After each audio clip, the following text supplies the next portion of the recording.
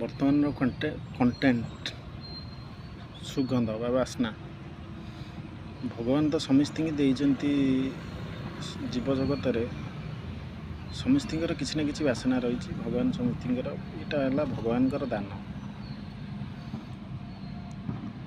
କିନ୍ତୁ ଯେମିତି ମଲ୍ଲି ଫୁଲର ବାସ୍ନା ସୁଗନ୍ଧ ଅଲଗା, ଚମ୍ପା ଫୁଲର ବାସ୍ନା ଅଲଗା, ସେମିତି ବିଭିନ୍ନ ବାସ୍ନା ସବୁ ଅଲଗା। କିନ୍ତୁ ଜୀବଜଗତ ଭିତରେ ସବୁଠୁ ଉଚ୍ଚତମ ବା ସର୍ବୋତ୍ତମ ସୁଗନ୍ଧ କାହାକୁ କୁହାଯାଏ? ମୋ ହିସାବରେ ତ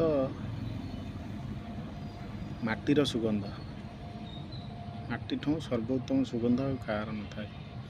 କାହିଁକି ନା ଯେତେବେଳେ ଛୋଟିଆ ଛୋଟିଆ ମୋତି ଭଳି ବର୍ଷାଟା ଆରମ୍ଭ ହୁଏ, ମାନେ ଝିପିଝିପି ବର୍ଷାଟା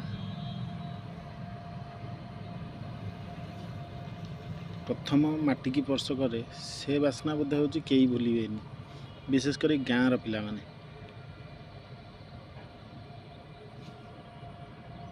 ମୋ ହିସାବରେ ମାଟିର ଗନ୍ଧ ବା ମାଟିର ବାସ୍ନା ସର୍ବୋତ୍ତମ।